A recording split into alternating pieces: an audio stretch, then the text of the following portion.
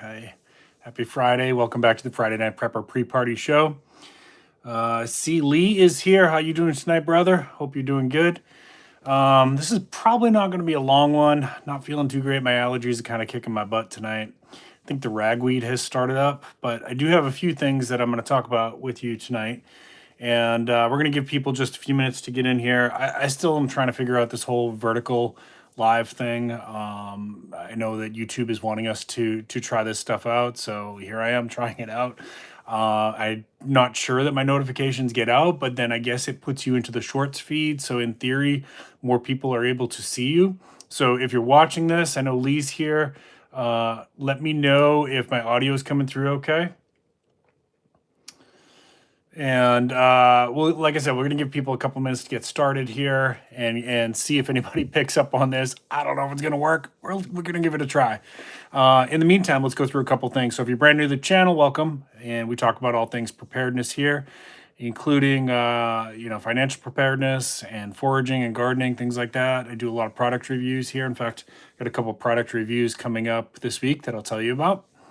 And try to keep it clean and fun here. So try not to be too offensive in the chat. Like no racism, no sexism. Obviously, we delete that crap. Mods have full permission to boot people out if you do that stuff. Same thing if you're watching this on replay. If you post something stupid like that, I'm going to delete it. So really, don't waste your time. I know you're looking for attention, but you're not going to find it here. That being said, anything else, pretty much welcome. If you want to criticize me, go ahead and criticize me. Just be kind to each other. You know, the only times I've ever had to like block somebody or hide them from the channel was when they were being rotten to each other in chat, or posting stupid, racist, sexist things like that. And I've only had to do that a couple times. I really don't like doing it. I'm a very much free speech advocate. So don't make me do that. Just be kind to each other. That's all I ever ask here, right? And, other than that, let's have some fun. Upcoming schedule. So I will not be live next Friday, y'all. I will not be live next Friday. I am handling some family stuff, which is good stuff. It's not anything bad. But I've got a couple of videos that I'm going to be releasing for you. In fact, on Sunday, I've got a product review for a portable solar panel, which I think, those are good preps for preppers to have. Definitely can extend your power capabilities for grid down scenarios. So I did a review for a portable solar panel from Sunjack. Got a discount code for them in the description down below. You can check that out if you want, or wait to the video coming out on Sunday. You can see what you think. Then, because I'm not going to be live next Friday, I am going to work on having a video come out for you. Now, the video I want to try to get done this weekend to release for you is a review for this knife here, which I'll show you right now. This is the Adventure Craft, and this is from Exodus Knife and Tool. Happy Friday, Lazarus Long. How you doing, brother? This is from Adventure Knife and Tool Company. My friend Jacob is the designer on this. It was a collaboration with White River Knives. And sorry, I wanted to see what the blade said. So if you could take a real close look at the handle, it's like those adventure blocks that you had when you were a kid. Don't say the L word because that's trademarked. We're going to call them adventure blocks. So this is the Adventure Craft. I'm going to do a little review for this one. Hopefully next Friday you'll have that out. I will be honest with you, I'm not going to do a lot of abuse on this one because this is a collectible knife, right? Yeah, I know what you're saying, right? Sarge, you got to use your stuff. I get it, right? I totally get it. But I think it's okay if you're a knife collector, and you guys know I'm a knife collector, to have some that you don't use that are just like collectibles. That's what this one is for me. My friend Jacob designed this. I think it's badass. I mean, look at that. Isn't that cool? Doesn't it just remind you of like happy childhood memories? So I will test it a little bit, but I'm not going to be like dinging this thing up and doing like torture testing with it like I do with some other knives. So that is the Adventure Craft from Exodus Knife and Tool. Watch for that. I'll try to have that out next Friday. So those are the two that I know I've got on deck. I'm also participating in the we're coming up on September. It is 30 Days of Preparedness. So I'm part of the, once again, third year in a row, part of the 30 Days of Preparedness collaboration. So I've got something that's already done. I got that filmed and edited. Hey, Coffee First, good to see you. Hey, Pentucky's good to see you. Are you, just out of curiosity, are you guys seeing notifications for this one, or did it come up? Oh, did you just happen to check because I'm usually live at this time? Appreciate that. And let me know if my audio is coming through okay. Appreciate that. So 30 days of preparedness. I've got a video that I already filmed for that. Mine's coming out middle of the month. So just watch. There's always good collaborators on that. And I know there's a giveaway that's associated with it for this one. So I think it's a vacuum sealer, and it's a pretty darn good one from what I saw. So details for that will be coming out soon. You want to make sure you watch that 30 days of preparedness for September, which is the National Preparedness Month. All right.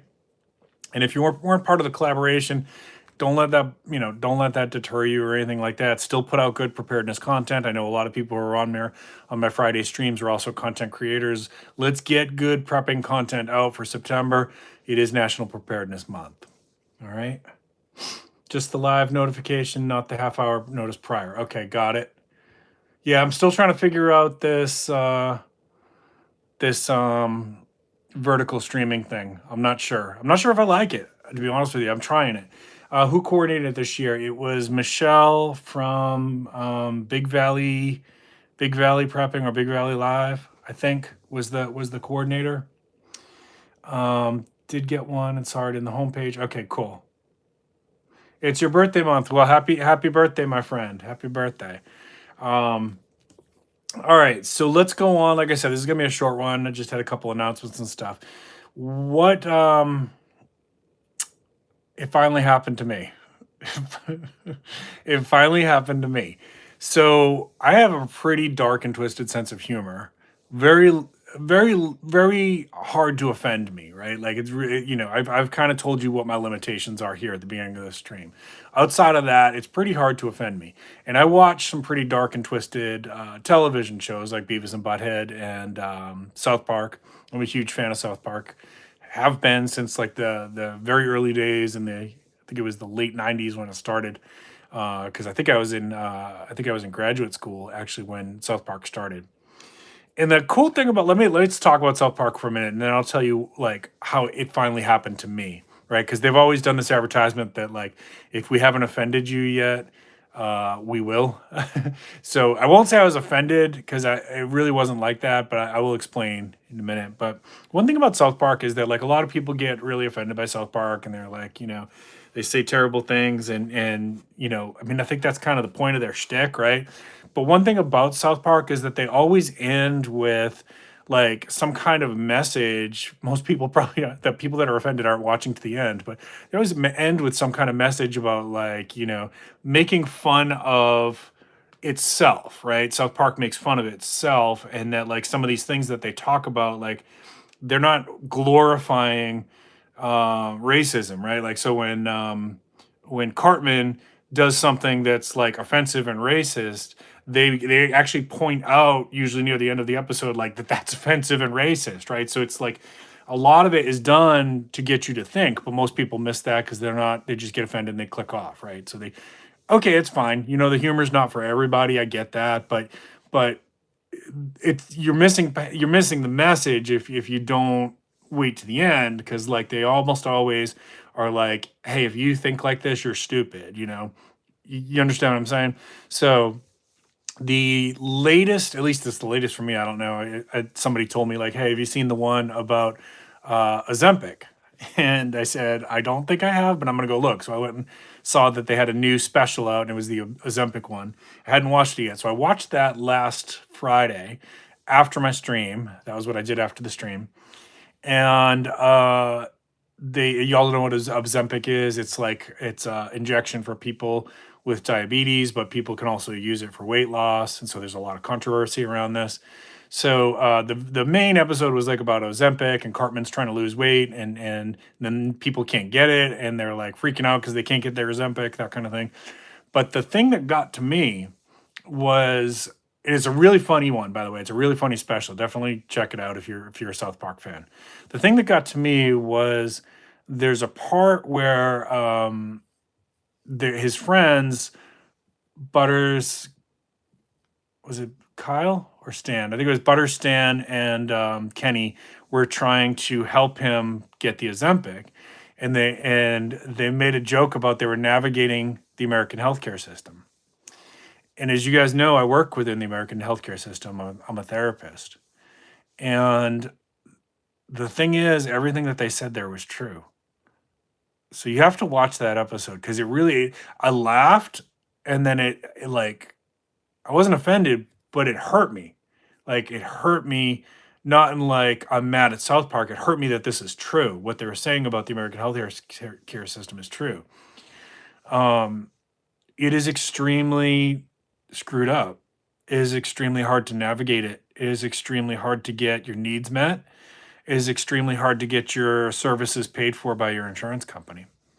So we had a few, a couple years ago. You guys know I'm neither Republican or Democrat, so like, don't get all pissy here. If you're new to the channel and you hear what I'm about to say, I'm neither one. I'm in the middle. I listen to what everybody has to say. I think both sides sometimes have good ideas, and most of the time they're really crappy.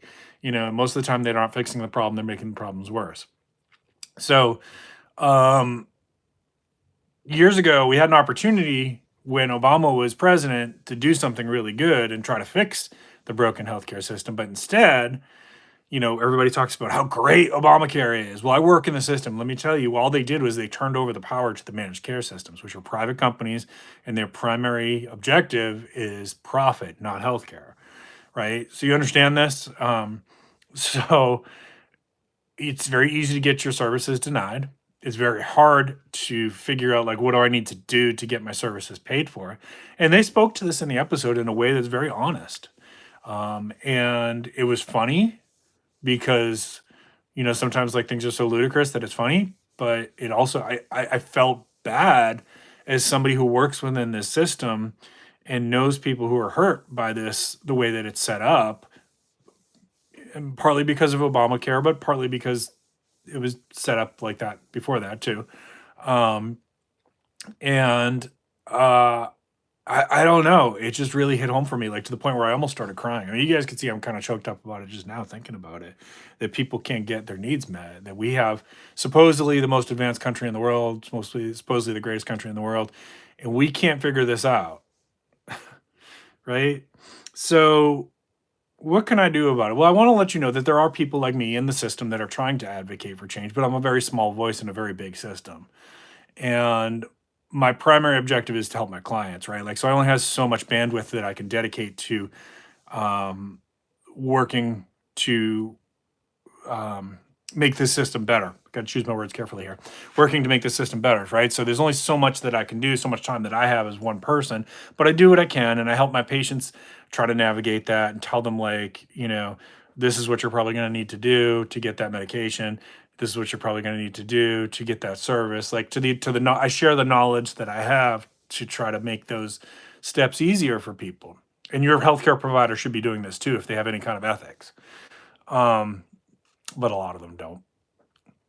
So I thought about it and I'm like, all right, Sarge, well, what are you going to do about it? Right. Like, so, like that hit home to you, like it hit you in the feels, hit you where, like you should have, this is maybe something. You have a platform now. I have 6,000 or so subscribers here. I have 27,000 people who follow me on Twitter.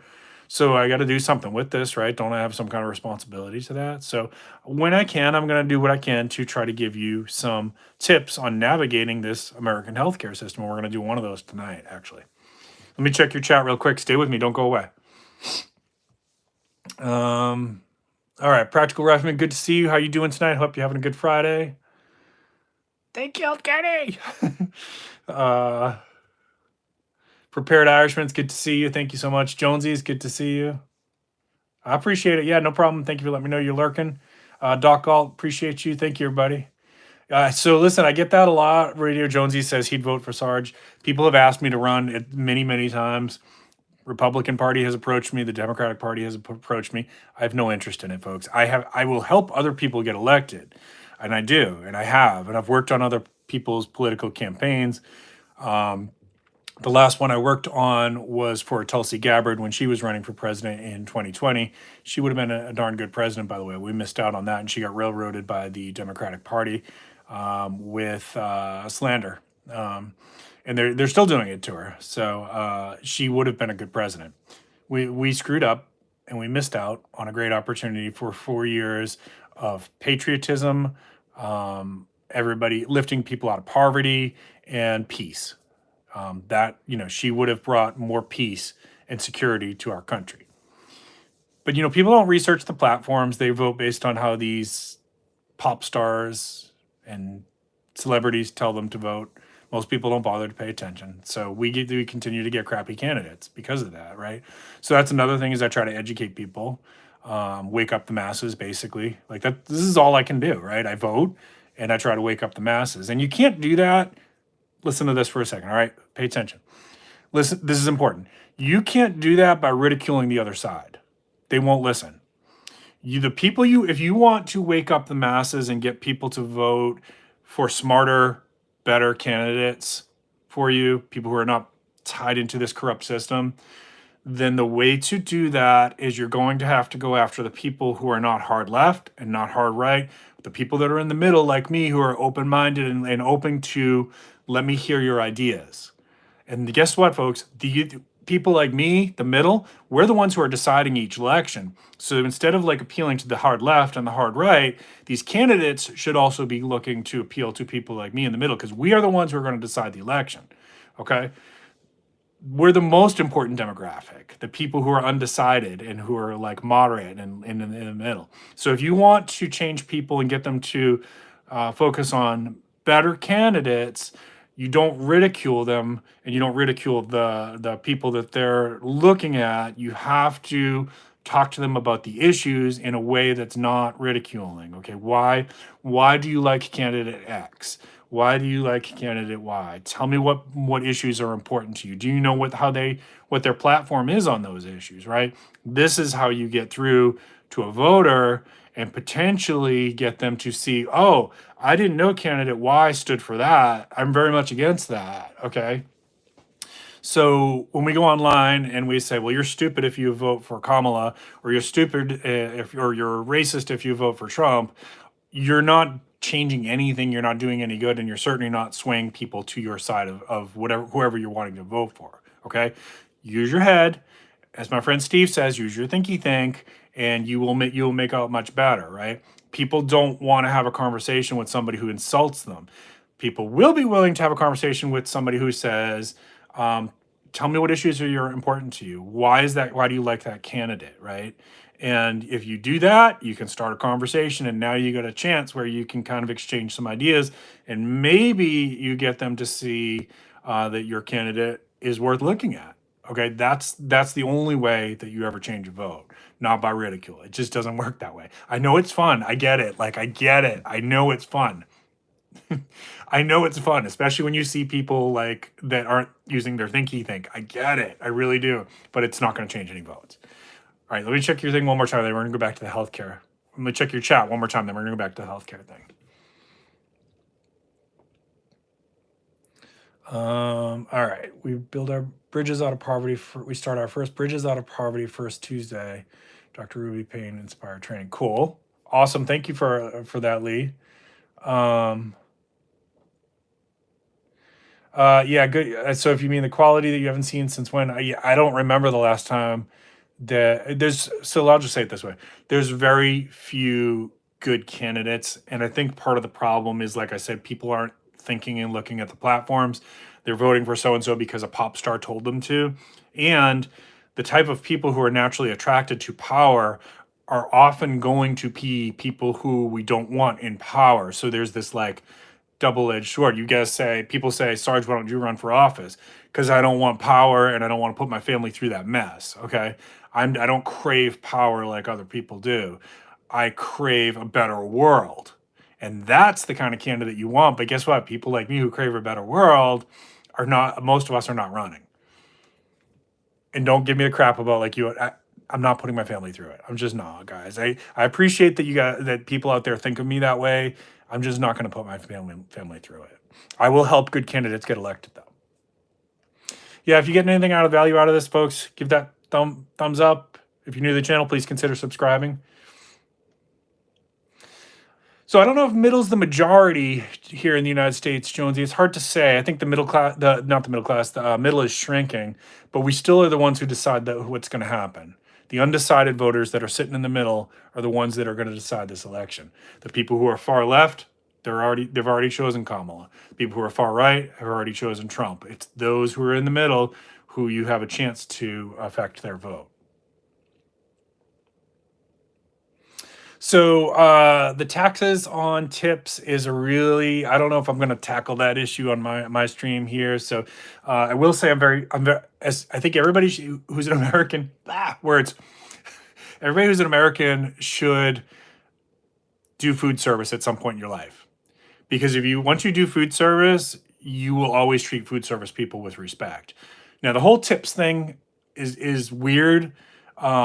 We're one of the few countries that like has a tip-based income thing. And so since we have that, I do recommend that people tip well because that's how somebody's buying diapers for their kid, right? Because a lot of people don't realize this. Excuse me, they're only getting a couple dollars an hour of actual pay. The rest of it is tips.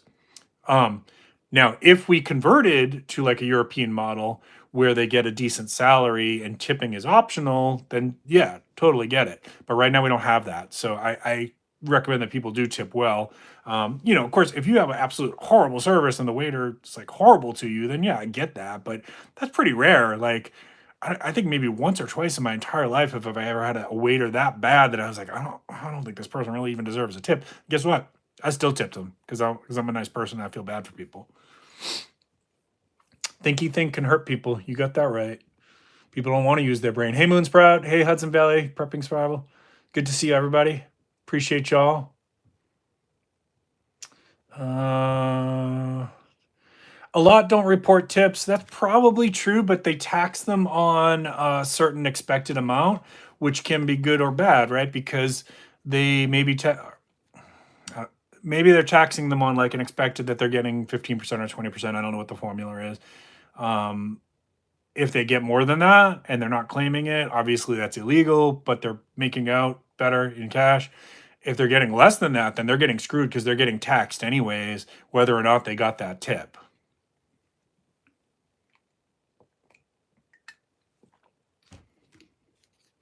Maybe in the long run, our best bet is to go to the European model. I don't know. I know some people who make a ton of money on tips wouldn't like that because they would actually make less money, right? But it depends. Like, it depends on what kind of restaurant you're working at. It depends on how good you are at your job.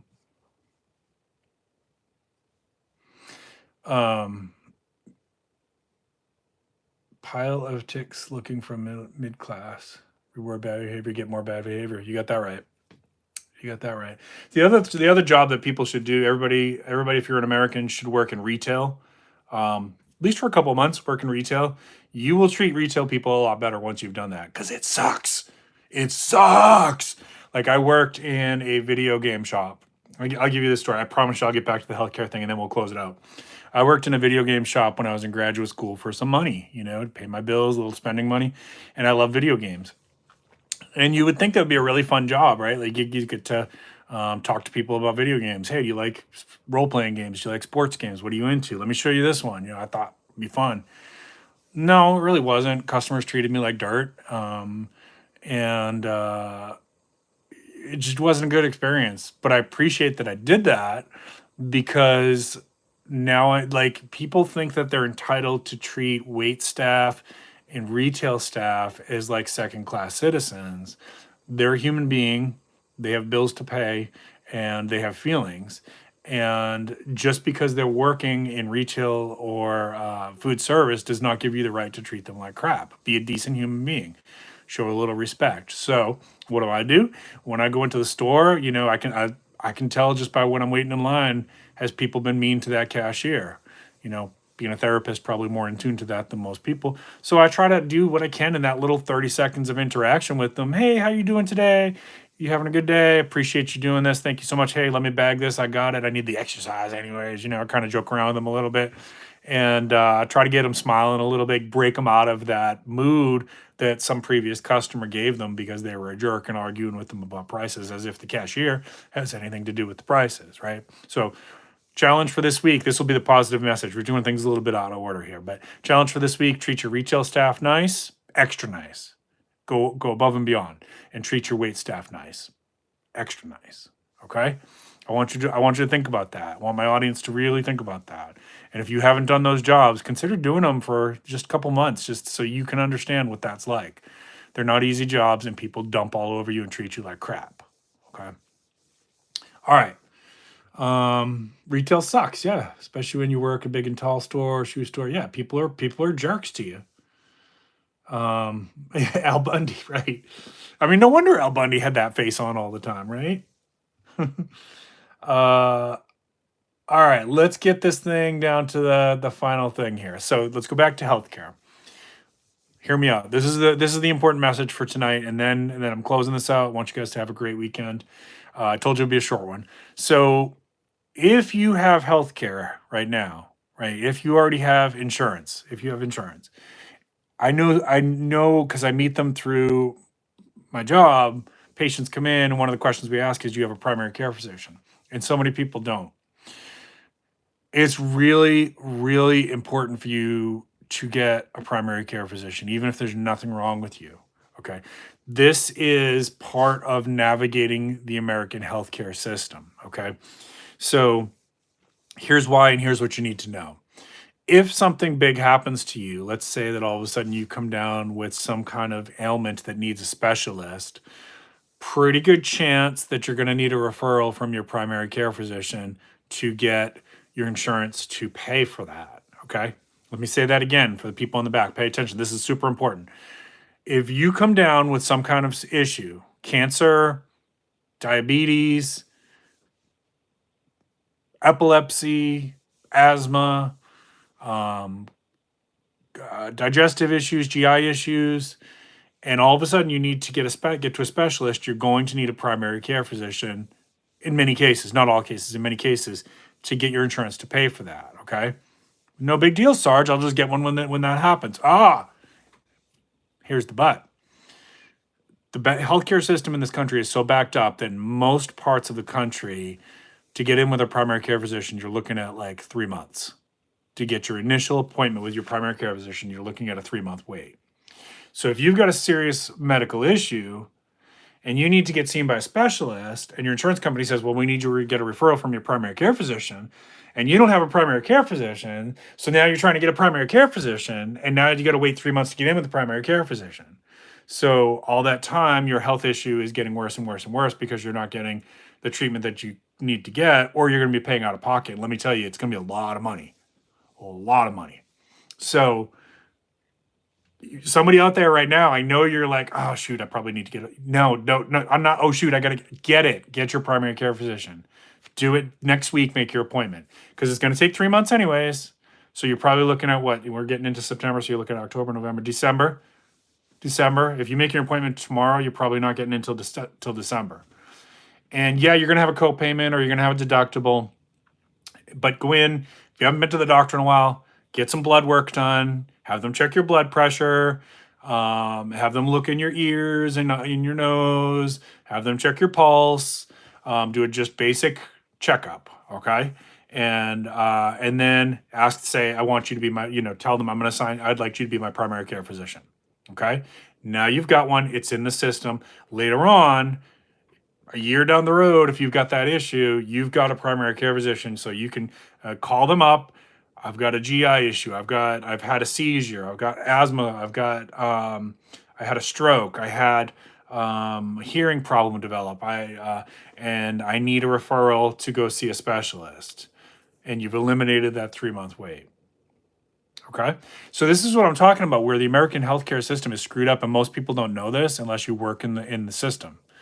And so I'm going to do what I can with my platform to make sure people have the information they need, little things like that. But that's not something to wait on.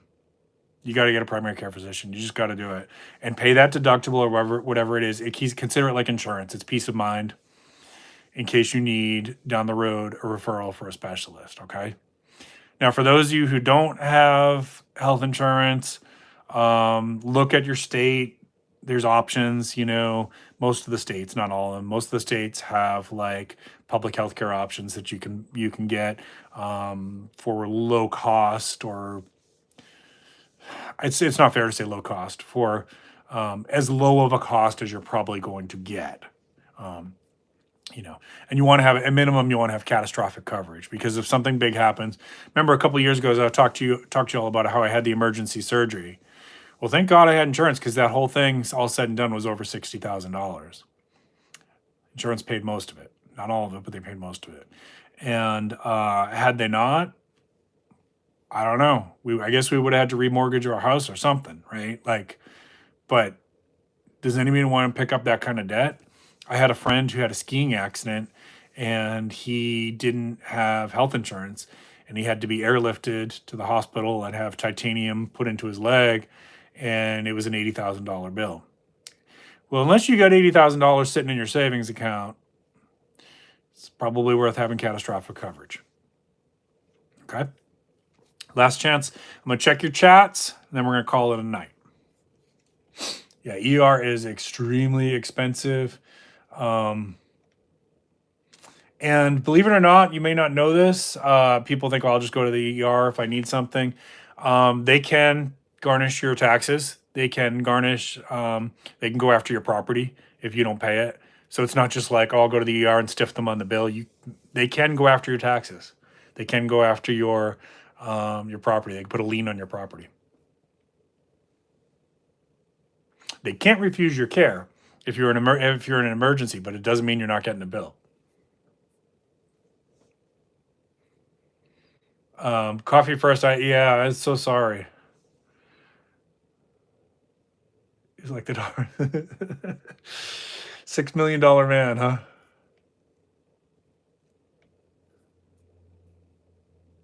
Getting an annual can help check. Yeah, that's a good point, Practical Refman. So do your blood work at least every other year. I mean, most doctors are going to tell you to do it every year. You can catch a lot of things. In fact, I've got some tests that I'm due for. Should get your thyroid checked, get your cholesterol checked, get your, for men, prostate checked. Women should get the mammogram. Once you get over 50, you have to start thinking about other issues, guys, like your colonoscopies and stuff like that. Super fun times.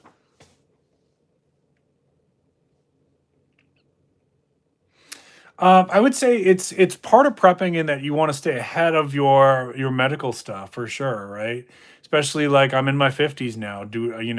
It's something I think about as a prepper. Like if we get into a real bad situation where systems start to collapse, the more older I get, the more liability I am to people around me, and not to think about it like that, but I mean, you got to try to take care of yourself and stay ahead of problems. That's a better way to say it. Healthcare system is broken. You got it. You got it. There's no easy answer to fixing it either. It's going to cost money. It's going to cost money, and nobody wants to pay it, but there's no way to fix it without money.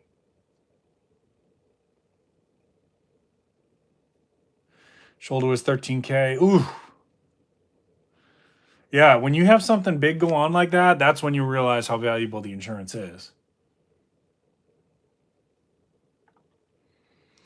Okay, so Angie says, tell them to pay $5 a month. That actually is really good advice.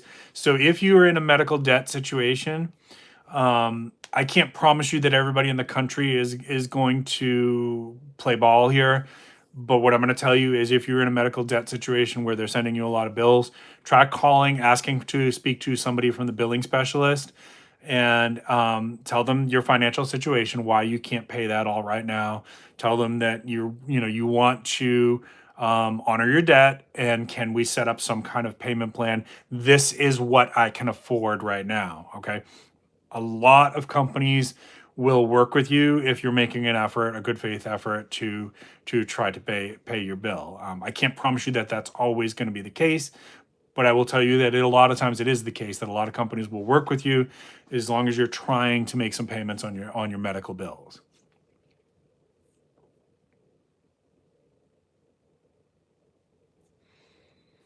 Health is your greatest wealth. Well said, my friend.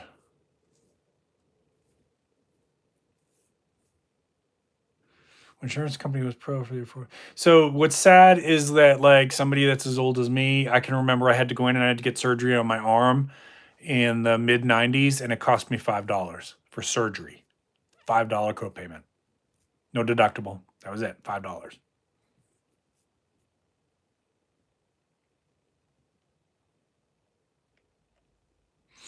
All right, folks, I'm going to start to wind this one up. Thank you, everybody who came in, Vanessa Kitty and everybody else, Burpee Yoga Uncle, I appreciate y'all. James, Moonsprout, everybody, Angie, everybody that came in. And if you're watching this on replay, thank you too as well. Don't forget to hit the thumbs up if you're new to the channel. Don't forget to consider subscribing. Couple last announcements if you missed it in the beginning. I will not be live next Friday. I had some family stuff that I'm doing. It's good stuff. I'm happy. I'll tell you more about that afterwards. I am going to do, I have a couple product reviews coming out. One on Sunday for a solar panel, and a portable solar panel. And one, I'm going to try to get this knife review out for you for next Friday. Also, I've been partnering up with LT Wright Knives Company. So please check out their YouTube channel. If you search, I think, do I still have it saved? Let me see if the paste will work. Yep. I'm going to put it in chat right now. That's the LT Wright Knives YouTube channel there. Go check it out. I've got a couple videos up on there, and there's more coming. Got some foraging videos. So really excited about that partnership. LT Wright Knives are awesome, great company. Super, super proud to be able to partner up with them. Check out the content that I'm putting out over there. And it's not just me, by the way. There's several content creators, some awesome people like the Bearded Burton, like Bushcraft Kelso, CLP, Bushcraft has got some videos on there. So check out their channel, check out their videos. There's been some really cool stuff coming out in there. It's not just knife reviews. It's other content too. Like I've got some foraging stuff coming that's already up there, and I've got another foraging video that's coming up there. So you're gonna like it. All right, everybody. Hope you have an awesome weekend. Appreciate everybody. Thank you so much for joining me on the vertical live stream chat. I hope you have an awesome weekend. And please take care of your healthcare stuff. Make that appointment with your primary care physician. Treat your retail staff nice, and treat your food staff nice too as well, okay? Keep planting your seeds. Keep stacking your silver. This is Prepping with Sarge.